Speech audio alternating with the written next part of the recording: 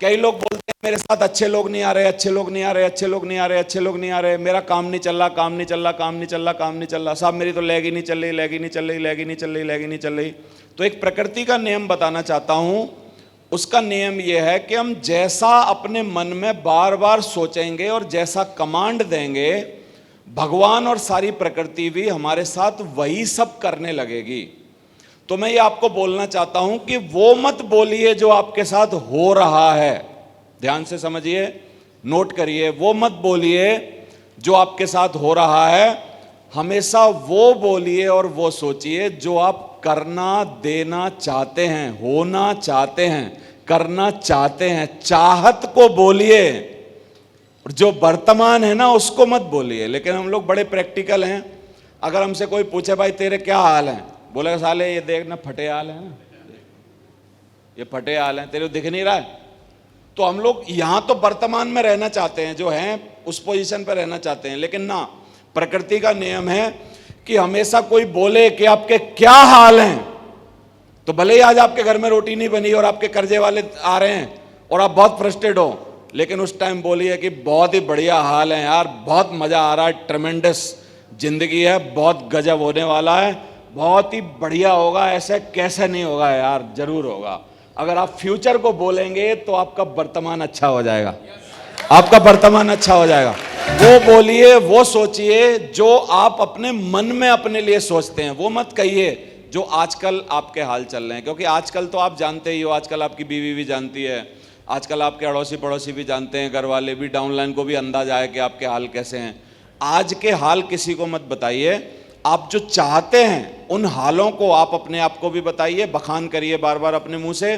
क्योंकि बोलते हैं जो भी हम अपने मुंह से बार बार बोलते हैं और जो अपने मन में बार बार कमांड देते हैं, हमारा ब्रह्मांड और हमारी ब्रह्मांड की सारी ऊर्जा और भगवान मिलके उन चीज़ों को हमारे लिए जरूर साकार करने के लिए लग जाते हैं। क्योंकि हम वो कमांड देते हैं भगवान को, मांगते हैं भगवान से वो। तो आप वो मत कहिए जो आज आपके साथ हो रहा है, आप वो कहिए जो आप होना चाहते हैं। बोलो आप। तो कैसा सोचेंगे आज के बाद?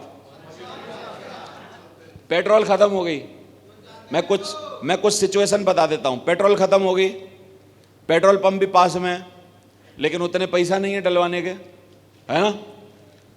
50 रुपए निकाल के उसको पकड़ा दो आराम से, इसको ना देखो ना किसी को दिखाओ, और ऐसे महसूस करो कि मैं टंकी फुल करवा रहा हूं यार। कैसे महसूस करो कि मैं क्या करवा रहा हूं, और स्माइल करो जितनी देर वो डाल रहा हो, दुखी मत होइए उस टाइम। वो बोलेगा साले पेट्रोल 50 का डलवा रहा है, लेकिन इसका एटीट्यूड साला ऐसा है कि जाने अपनी मर्सिडीज की टंकी भरवा रहा है, क्या है। तो ये आपको ना बोलते हैं कि एक्ट, जब तक एक्ट करना है, जब तक कि वो आपकी जिंदगी में रियलिटी ना बन जाए।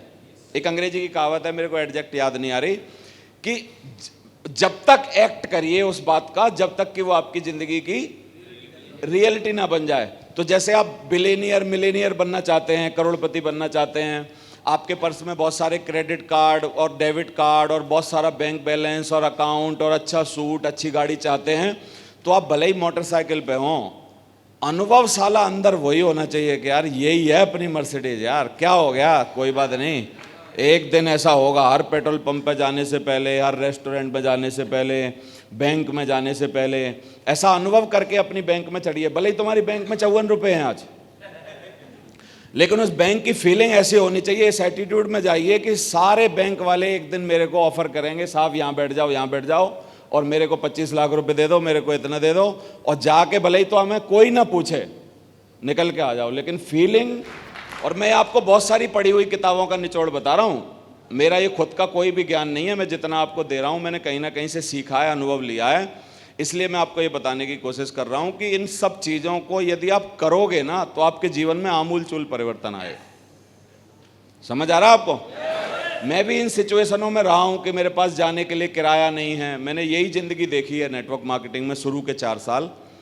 जिस फेज से आप गुजर रहे हो ना, मेरे को लगता नहीं है कि मेरे वाले फेज से आप में से कोई 2-1 आध बहुत फटी हालत में यदि होगा तो हो सकता है मेरे जैसा भी हो या मेरे से नीचा भी हो, लेकिन मैं बहुत नीचे से आया हूँ, मतलब बहुत ही मुश्किल भरा वक्त, बहुत तकलीफ़ें, बहुत परेशानियां, बहुत दिक्कतें मैंने देखी हैं जब मैं यहाँ तक पहुँचा हूँ, और मैं ये सब प्रैक्टिकली जिया हूँ जो मैं आपको बता रहा हूँ।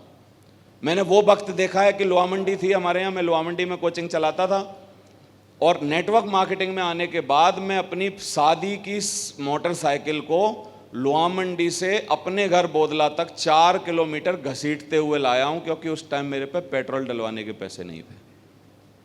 इसमें आने के बाद और मैं ये देख रहा हूं कि यार मेरा कोई जानकार ना मिल जाए, नहीं तो उसको जवाब क्या दूंगा कि साले तेरे दोनों पहिया में हवा भी है और तुझ पे बाइक भी है, इस पर चढ़ क्यों नहीं रहा भाई, कोई ये पूछ लेगा तो मैं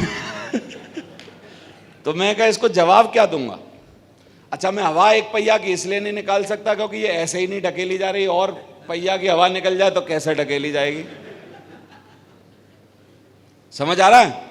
तो वो 4 किलोमीटर का सफर मैंने बहुत बेशर्मी से, बहुत मतलब क्या है ना, अपने को कोसते हुए, बहुत दिक्कतों में, बहुत परेशानियों में किया है। मैंने हर वो जीवन की तकलीफ देखी है बहुत नज़दीक से जिसको आप जी रहे हो या आपको वो आई भी नहीं होगी। आप मेरे को वो मत मानिए, मैं हेलीकॉप्टर लैंडिंग नहीं हूं, मैं बिल्कुल नीचे का अंकुरित हुआ बीज हूं जो यहां तक मैंने पहुंच के दिखाया है। अब लेकिन मेरी हर मुसीबत में, हर तकलीफ में, हर परेशानियों में मेरे को किताबों ने संभाला है। किताबें मैंने बहुत पढ़ी हैं, बहुत मैंने ऑडियो वीडियो सुनी है, मैंने अच्छे अच्छे बंदों को सुना है, क्योंकि उस टाइम वही मेरा एक पावर थी कि यार तू ज्ञानी बहुत है। मैं कभी अपनी सेल्फ इमेज खराब नहीं होने दी कि यार तेरे पास पैसे नहीं है, तेरी कोई सुन रहा है नहीं रहा है, तेरी इज्जत नहीं है, तेरे साथ ये तकलीफ, तेरे साथ ये तकलीफ। एक प्राउड मेरे को जीवन भर रहा कि मेरे जैसा मतलब क्या है ना नॉलेज और मेरे जैसा ज्ञान, मैंने कहा भाई आसपास मेरे को कोई दिखता नहीं है और मुझे बहुत दिन तक दबा नहीं पाएगी ये किस्मत तकलीफ। मैं बोला आऊँगा ऊपर किसी भी कारण से। मेरे को यदि बोलोगे कि सर गड्ढे से लेके यहाँ तक पहुँचने की कौन सी रस्सी है आपकी जिस पे आप सिर्फ चढ़ के आए, तो वो रस्सी है मेरा ज्ञान, बस, बाकी कुछ नहीं था।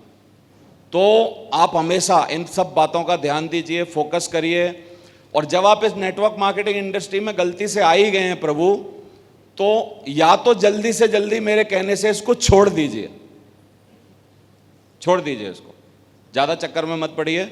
आप बोलोगे आप ये तो गलत कह रहे हो, आप खुद ही इस बिज़नेस को कर रहे हो और छोड़ने की बात कर रहे हो।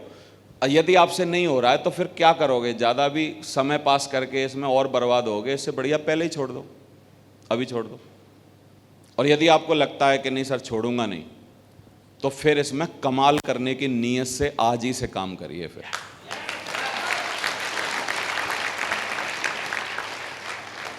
नीयत आज से आपकी दिखनी चाहिए कि बंदे की नीयत है यार कमाल करेगा इसमें, वो कुछ समझ आ रहा है।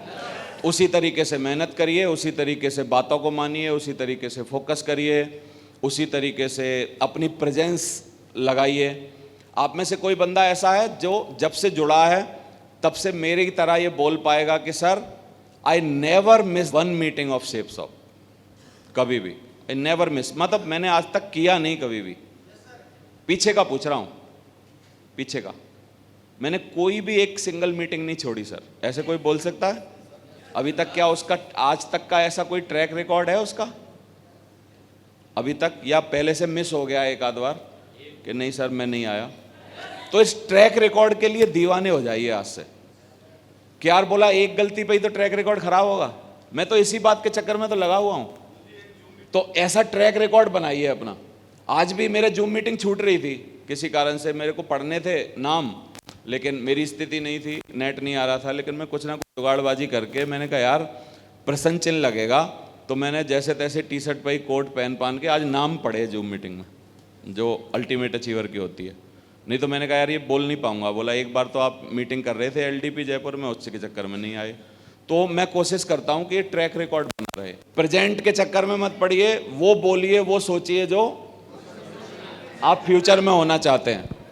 तो कभी भी अपनी मतलब क्या है ना दिक्कतें, परेशानियां, ये सब बार बार अपने आप को मत बताते रहिए मैं तो बीमार हूं बीमार हूं बीमार हूं। बड़ी सोच का बड़ा जादू, आपने किताब पढ़ी होगी, बानासाइटिस की बीमारी, और ये बीमारी, बीमार हूँ, मेरी उम्र ज़्यादा है, मेरी उम्र कम है, और मेरे साथ ऐसा है, मेरी तो लेग ही नहीं चल रही, मेरे साथ तो आदमी नहीं टिकते, मेरे तो सभी भाग जाते हैं, मेरी तो कोई सुनता ही नहीं।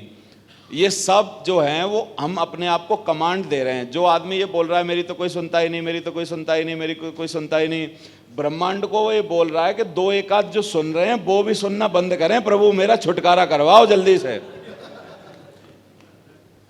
क्योंकि मेरी तो कोई सुनता ही नहीं है। क्या बोल रहा है वो? समझ आ रहा है आपको? तो हमेशा वो बोलिए जिसको आप चाहते हैं। तो इसके जगह क्या बोल सकते हैं? मेरी तो कोई सुनता ही नहीं। आप बोलते हैं सर ऐसा हो ही नहीं सकता, मैं बोलूं और कोई सुने ना, कैसी बात कर रहे हो आप? सुनेगा ही सुनेगा, उसको सुनना पड़ेगा। ग्रेवाल जी की वोकैबुलरी देखी है कि नहीं आपने?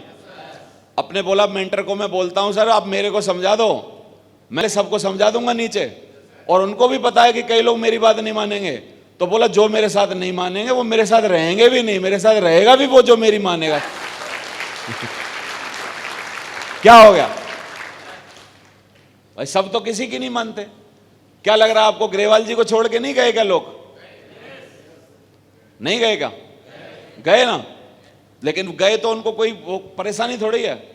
उन्होंने हमेशा उनको देखा जो अभी भी उनके साथ, उन्होंने हमेशा उनको देखा जो अभी भी उनकी सुन रहे हैं, उन्होंने हमेशा उनकी तवज्जो की जो अभी भी उनके साथ उसी तरीके से मेहनत कर रहे हैं। तो जब ये नियम उन पे लागू होता है तो हम पे भी लागू होना चाहिए। समझ आ रहा है? तो ये सब करिए।